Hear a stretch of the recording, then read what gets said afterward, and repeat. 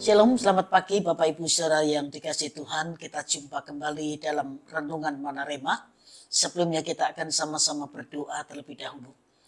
Bapa mengucap syukur buat kesempatan kami boleh kembali mendengar kebenaran firman-Mu. Mari Tuhan urapi hamba-Mu, taruh kehendak-Mu itu disampaikan dan urapi semua yang mendengar kebenaran ini.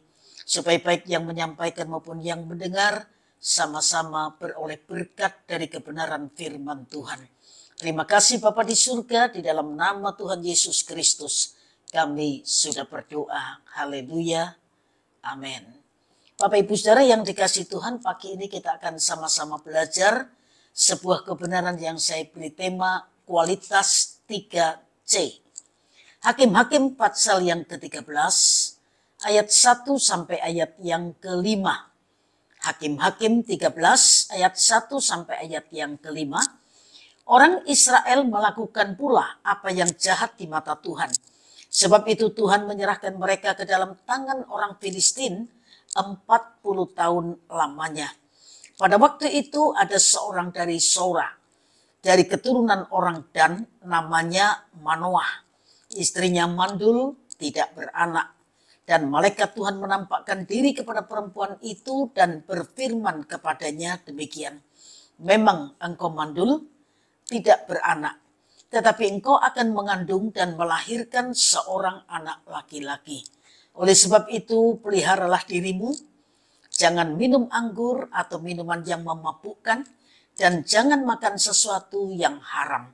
Sebab engkau akan mengandung dan melahirkan seorang anak laki-laki, kepalanya takkan kena pisau cukur. Sebab sejak dari kandungan ibunya, anak itu akan menjadi seorang nasir Allah, dan dengan dia akan mulai penyelamatan orang Israel dari tangan orang Filistin.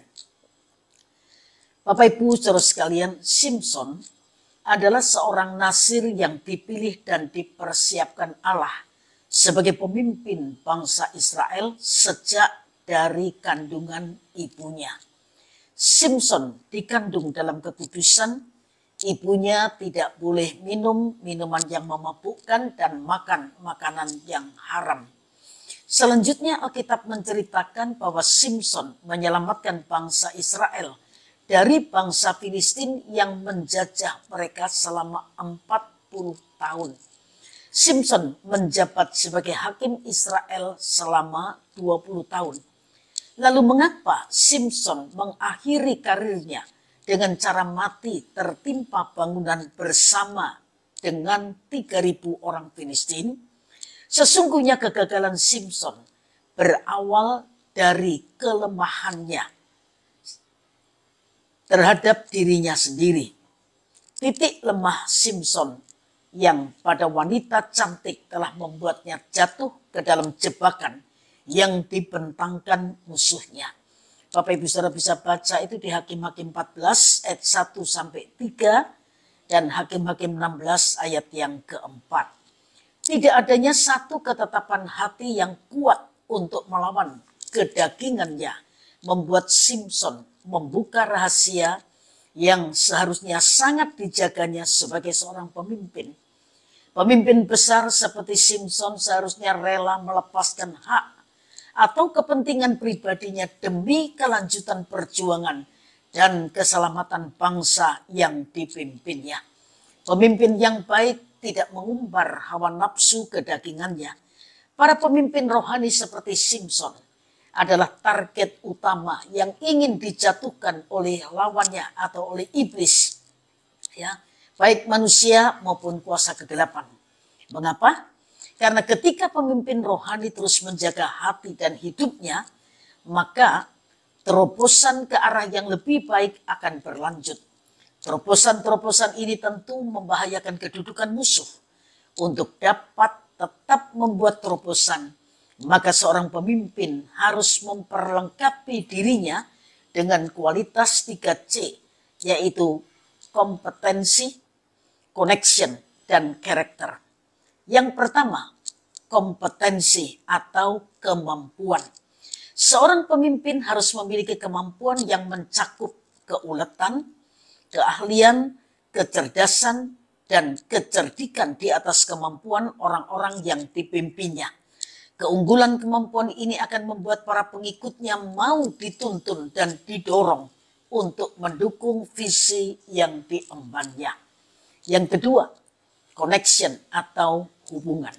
Seorang pemimpin yang baik bukanlah seorang diktator yang enggan menjaga atau menjalin suatu hubungan. Seorang pemimpin sangat perlu membangun hubungan yang sehat dan terus-menerus terhadap para bawahan serta relasinya. Hubungan yang harmonis kepada banyak pihak akan sangat menunjang kelancaran sebuah pencapaian. Tanpa hubungan yang baik, tidak akan ada pencapaian yang maksimal. Yang ketiga adalah karakter. Untuk membangun kepercayaan di hati para pengikutnya, seorang pemimpin harus memiliki kualitas karakter yang teruji. Karakter baik itu mencakup kejujuran, kerja keras, kesetiaan, ketulusan, tanggung jawab, dan penguasaan diri yang tinggi memberi pengaruh yang sangat kuat bagi seseorang untuk memimpin bawahannya. Dan karakter yang baik dibangun di atas dasar hati yang takut akan Tuhan. Kemampuan memang membawa seseorang tiba di puncak, tapi dibutuhkan karakter yang baik untuk bisa tetap bertahan di puncak. Sebab itu kita harus terus membangun relasi yang makin lama makin kuat dan makin akrab dengan Tuhan, sehingga sebab semakin tinggi kedudukan seseorang, semakin besar harga yang dituntutnya atau harus dibayarnya. Roh Kudus penolong itu menolong kita untuk kita bisa menjaga kompetensi, connection, dan karakter yang baik untuk kemuliaan Allah. Tuhan memberkati Bapak Ibu Saudara sekalian, dan mari kita akhiri dengan doa. Bersyukur kalau kebenaran firman-Mu terus mengingatkan kami, agar kami terus waspada dengan kehidupan ini, sebab banyak jebakan sepanjang perjalanan iman kami.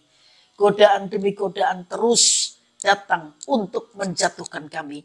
Tapi kami bersyukur Tuhan memberi Roh Kudus penolong itu yang menyertai kami sampai selama-lamanya, dan yang mengingatkan kami akan kehendak dan kebenaran firman-Mu, supaya kami tidak sampai menyimpang dari kehendak Tuhan dan kami jatuh dalam dosa.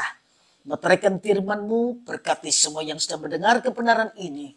Dan kalau sebentar kami melanjutkan aktivitas kami tetap mohon berkat-Mu menyertai setiap kami, sehingga apapun yang kami lakukan, Tuhan yang membuatnya jadi berhasil untuk kemuliaan nama Tuhan.